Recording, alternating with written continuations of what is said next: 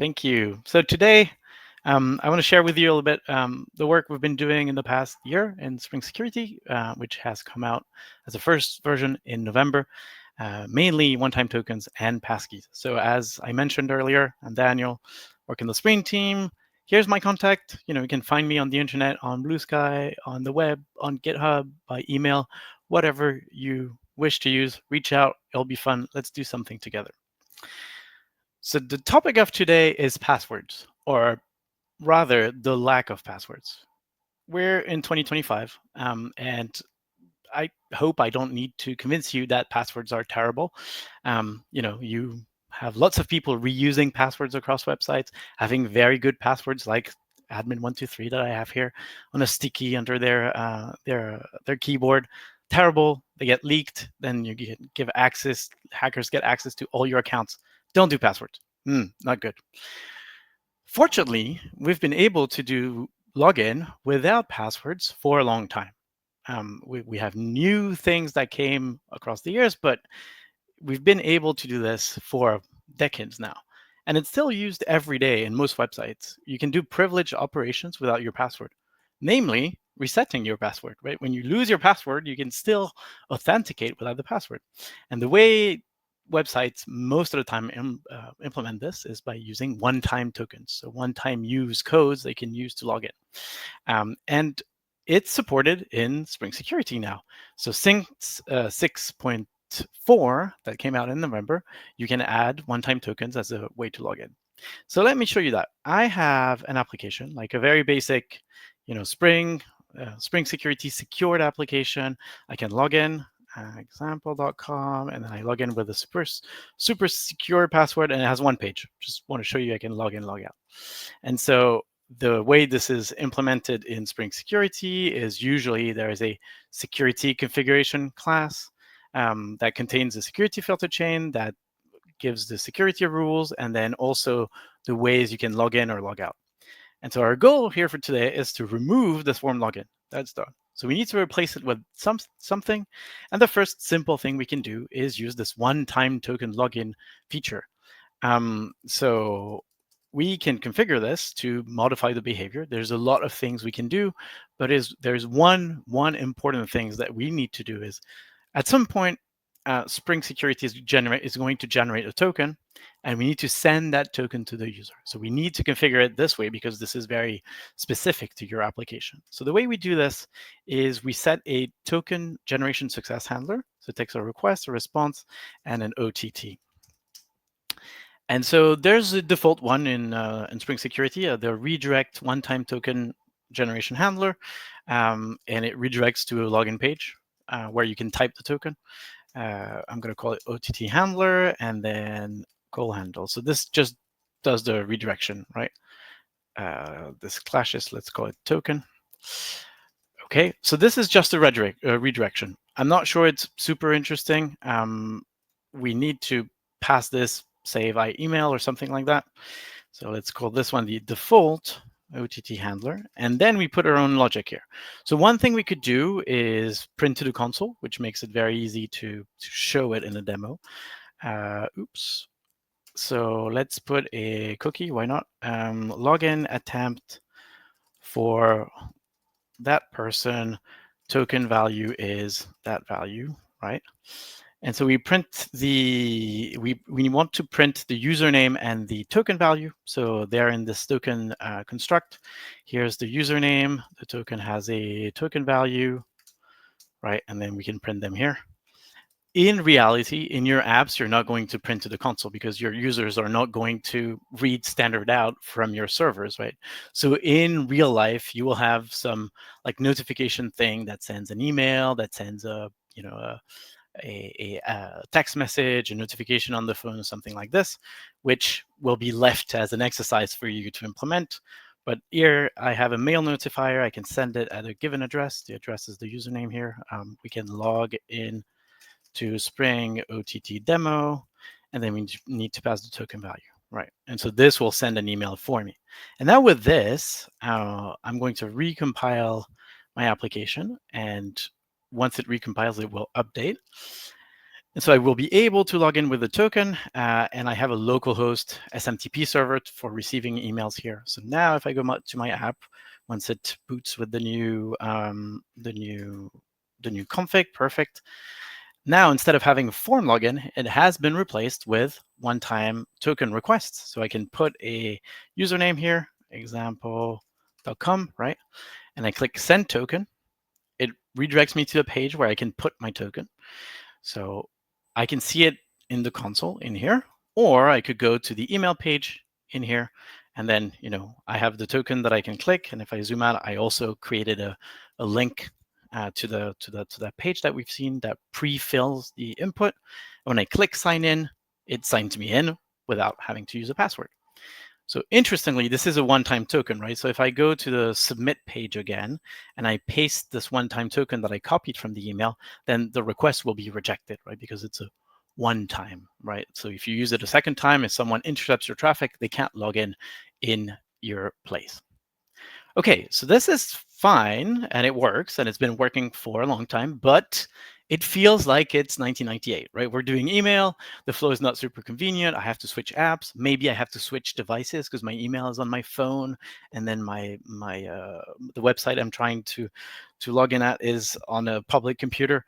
So a bit annoying. And since for the past 5 years, we've had a new thing called Passkeys.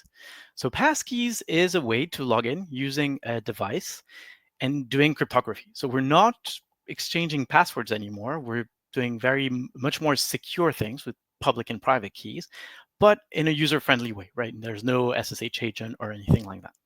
So the way this looks like, I'm going to take an example because I use Passkeys myself.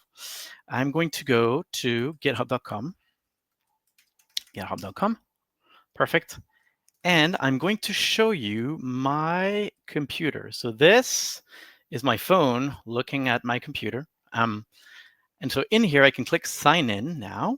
And I could put my, Git email address, whatever I use for Git, and then my password, but then I need to do 2-factor, so maybe grab a code, and it's complicated. Or I could go and click this sign in with a passkey button.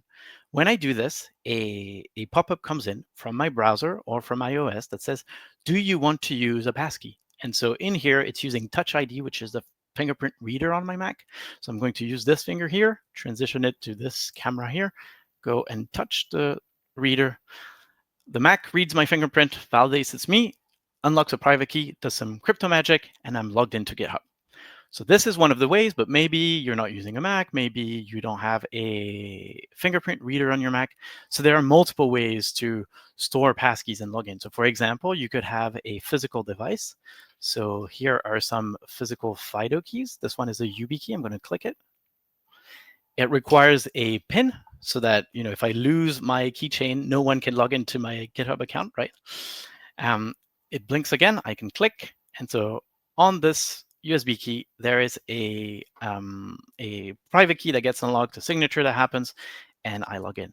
And my favorite one is using my phone. So with my phone, I can log into GitHub onto any computer. So the way I do this, I click other signing options here, and I can choose a nearby device, such as Android or iPhone. When I click on it, I get a QR code. Now, using my phone, I can point at the QR code, click the sign in with a passkey here, and then it's going to ask which user account I want or where do I want my passkey from. And then it's going to ask for Face ID. So I need to do biometrics to unlock my phone. And then my phone communicates with the computer and logs me in. So very nice, user-friendly, nice and easy way to log into a website. Cool. So how does that work, right? As a user, you can go to your account, to your settings, and then in the login options, in password and authentication, here it's on GitHub. You can add your passkeys. You can have multiple passkeys as we've seen. So now let's imagine we want this on our website. So how does that work? First, a few terms. So I'm talking about passkeys. A passkey is a crypto credential. It's a private key that's tied to an account on a website to avoid phishing. So a passkey for GitHub for my account, but it can't be used on Google. It's a different passkey. To unlock this passkey or to store this passkey, I store it on an authenticator. An authenticator is a device or a software program that stores my passkeys, such as my YubiKey, my computer, or my phone. Sometimes you'll hear about FIDO. I mentioned FIDO keys. FIDO is the FIDO Alliance, so Fast Identity Online. It has Apple, Google, Microsoft, many, many, many more, Amazon, some banks, Intel, there's Netflix, many, many companies collaborate in there. And they work on two standards, WebAuthn and CTAP. The one we care about as app developers is WebAuthn. So it's a spec from the W3C that explains what JavaScript you can put in your browser to interact, or in your programs, in your website, to interact with an authenticator to log your users in. So it's a typical, W3C spec. It has, types defined, and it has flows, and it has diagrams, and it has code. It's very long. We don't want you to be reading this, so that's why we implement this in Spring Security. So in practice, how do these passkeys work? On your phone, on your YubiKey, on your Mac, you're going to have a private key generated for a website. So when I go to GitHub, I log in with my two-factor normal way, and then I say register a passkey. I'm doing the registration ceremony. So my authenticator, the phone, the YubiKey is going to create a private key, store it securely, and then share the public key with the website. And so in the future, when I come back to the site and I want to log in with a passkey, the authenticator is going to sign some challenge that the website sends. And then using the public key that it's stored, the website will be able to check whether it's really my private key that was used and whether the signature is valid. So the diagram is a little bit complicated, but worry not too much. Here's an example of how to register a passkey. And so what you would need to do as the implementer, has the relying party in WebAuthn terms, the server generates a random challenge. So the idea is that no one can just steal an existing signature that it knows about you and replay the attack. So every time I need to log in like this. So it generates a challenge, sends it to the browser, and the browser calls the credentials API, and it calls create when we're doing a passkey registration. If we're doing login, it calls credentials.get, but basically it's kind of the same type of API. And this wakes the authenticator up. So it wakes the phone, it wakes the platform, the Mac, it wakes the browser to show you a pop-up saying, do you want to use a passkey?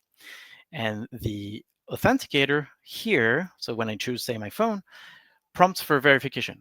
Do you want to log in to blah, blah, blah as this? Or do you want to use me?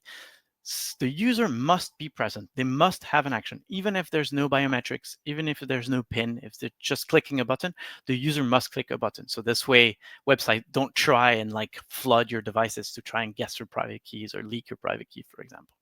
So the user then unlocks their authenticator. So either just by clicking, proving they're present, or by typing a PIN, doing biometrics, whatever is required by the platform. So that means, yes, I want to generate a passkey for github.com. So the authenticator, the phone, for example, generates a key pair, public key, private key. It stores the private key for github.com and only github.com. And then it signs the challenge that was sent and returns to this credentials create function. It returns the public key so that it can be sent to the website, and the signed challenge to prove that it also owns the private key. So then your browser sends this data to your website, and then the in that case, github.com is going to take the challenge they know they sent you, take the public key you are sending, and the signed challenge, and then verifying that the signed challenge matches the real challenge using the public key, right? So it's a lot of steps, but as an implementer, the good sign is that you only need to care about things that happen either on the server or on the browser. The authenticator, it's already implemented in your phone, in your YubiKey, and I don't think you are implementing live users that type of things. So what you need to do is two things: some server side. So we're doing Java here and Spring Security. So we're going to be doing Java, generating the challenge, and then storing the public key, verifying the signature. In the browser, you need to write some JavaScript. So the JavaScript that will bring the authenticator dialog up and communicate with your browser so that the browser can talk to the authenticator and obtain signed challenges. In Spring Security, we have very good support for the server side to create challenges, verify challenges, store, etc. We also have a default JavaScript, a default UI that does this already because it's quite involved. There are complicated formats. And so we provide you with some J things that are not Java, they're JavaScript. Okay, before we get into the actual implementation, one thing that I want to clarify, because it comes up from time to time, passkeys are not biometric, right? I unlocked my Mac using my fingerprint. I unlocked my phone with Face ID, with my face biometrics. It has nothing to do with the passkey. The passkey is a cryptographic credential. It's a private key with some metadata associated with it. Nothing to do with my face. But the passkey is stored somewhere. So it's stored in a physical device, such as my phone, in a password manager, on a YubiKey, whatever. To unlock that device, there might be biometrics. So to unlock my phone, I can do Face ID, biometrics with my face. To unlock my Mac, I can do biometrics with my finger. To unlock my YubiKey, it's a PIN, right? So the biometrics part is just unlocking the authenticator. It's not about the private key. And sometimes these keys can be synced to the cloud. So maybe they're in your password manager, so they go to the cloud. Maybe they are in your iCloud keychain. And so you can use the same passkey across multiple devices, but you have different biometrics on those devices to log in or to unlock the device and get access to the private key, even though the private key is synced. Okay, that's a lot of theory for those who care. What does this look like in practice? So let's code a little bit. Let's do an implementation. So if we want to implement this, with every new thing, I would go to Josh Long's second favorite place on the internet. He doesn't tell you much about this, but it's docs.spring.io. And on docs.spring.io, we can go and Spring Security. And let's make this light, zoom in a little bit, and then I can bring up the search bar, search for passkeys, and you will have all the details you need to implement these passkey features. So, some snippets of code and some dependencies. So in here, you need Spring Security, but you also need WebAuthn4j. So WebAuthn4j is the library that does all the signature, the reading, the complex formats of a passkey for you. And so we don't reinvent the wheel. We just leverage what other people have been contributing to the community. So you need to pull in this dependency. Let's do this in our build file. Put it here. That's fine. Implementation. Okay, I need to re-import the Gradle project. And then I will restart the application once this is done.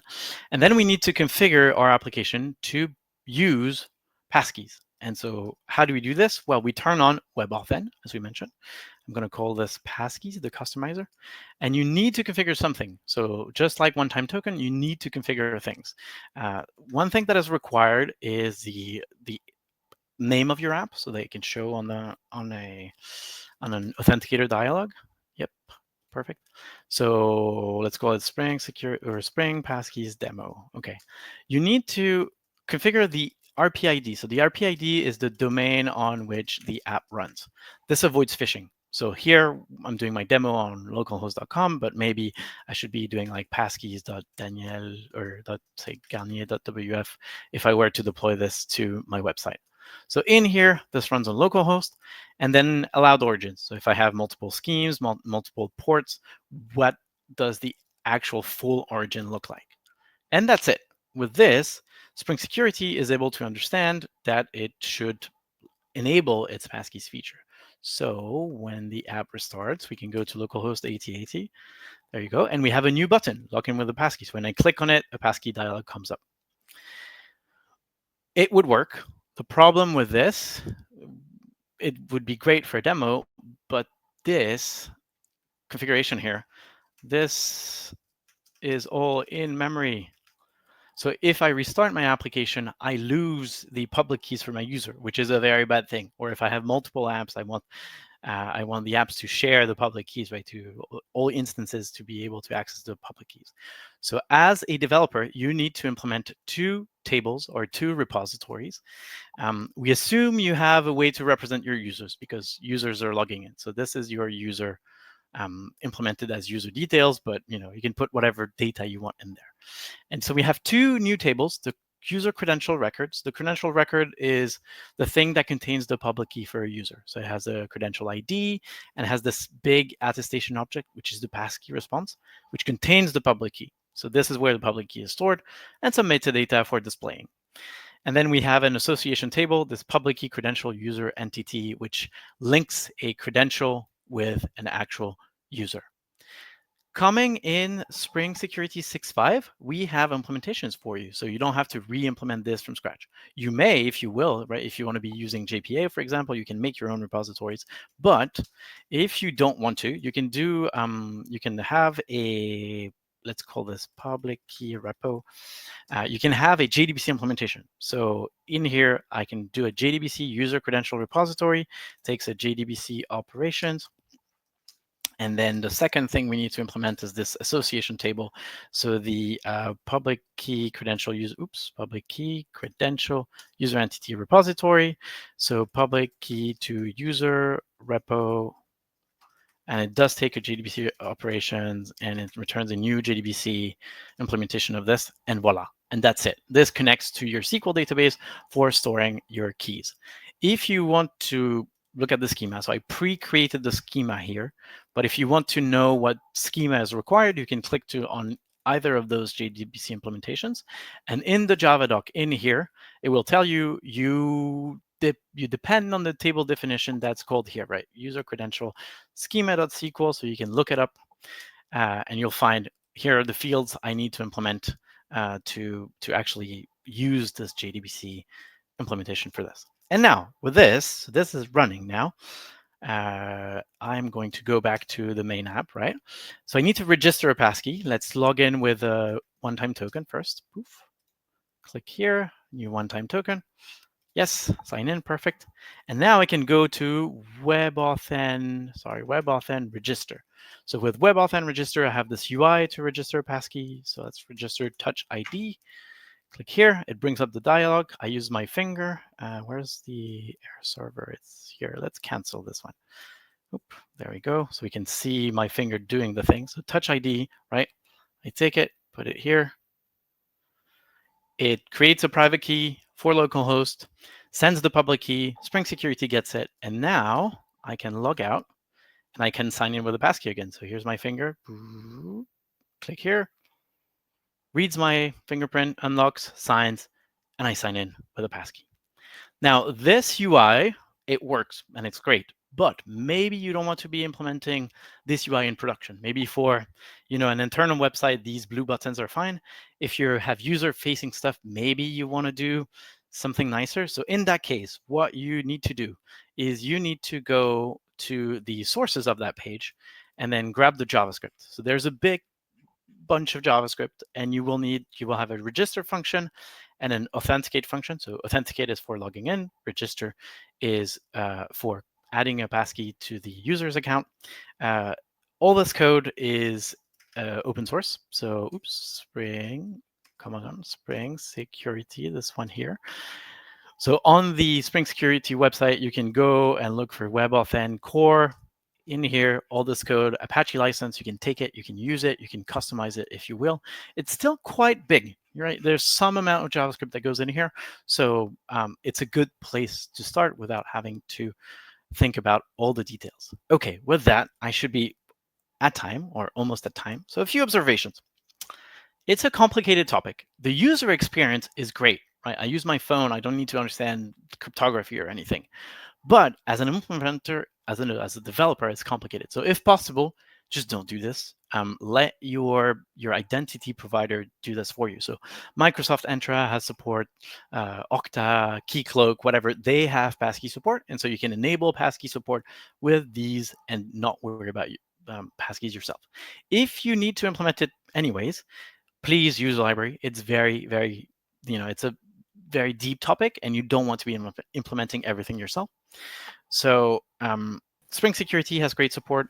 Coming in 6.5 in May, we'll have the JDBC implementations. And please contribute, raise issues, upvote issues, propose some code. We're very happy to work with the community. If you want to contribute, you probably want to go to this developers.ubco.com website, which has all the details for all the things. So all the the diagrams that I showed there here in more detail. If you want to learn about WebAuthn, right? So they have examples of the JavaScript you need to write and the JSON it does. And with that, I cede the floor again. Thank you very much. Thank you for your attention. The sample is available online. Reach out if you have feedback. And here's a QR code for feedback for the session if you want to help me make it better. You have to stay with us. We have a lot of questions. Amazing, So, amazing. is it GA? Yeah, so it is GA. So yes, the the passkey support has came out in Spring Security 6.4. It has, registration flows, authentication flows. It doesn't support all possible use cases in the universe. You may need to do your own thing. So, for example, if you want your users to create an account with a passkey and no password, well, you would need to do a little bit of code yourself. But the basic building blocks are there. And in 6.5, we've done a lot of polishing, fixing some edge cases, adding JDBC. And so if you want more use cases, again, github.com, Spring Projects, Spring Security, issue tracker, look for WebAuthn, look for passkeys, and upvote the issues you care about. Do you think that passwordless will be the de facto standard at some point for all logins? Is passwordless going to be the de facto standard? I do not know. It's still early days in terms of adoption. So when I go to conferences and I do passkey demos and I chat with people, 5%, 10% of developers who are usually early adopters are using it. So there is a big push from vendors to actually use this because it's more secure than a raw password, but it's still not there. So we're working on this adoption. I don't know if it will be the main use case. I love it for all my multi-factor, right? Because my phone is something I have, and I unlock it with my face, which is something I am. So I'm doing multi-factor in one action, and it's great. So I hope it gains a lot of usage. Yeah. Thank you. Yeah, same for me. I also have the UBI key thanks to Deepu, but then my phone is always with me. So until I found that one, I already have the phone ready. Yeah, and also people are sharing in the chat that EG for Firefox it might not work so well currently. As you said, it's the early stage of adoption. So So thanks for being with yeah. us. I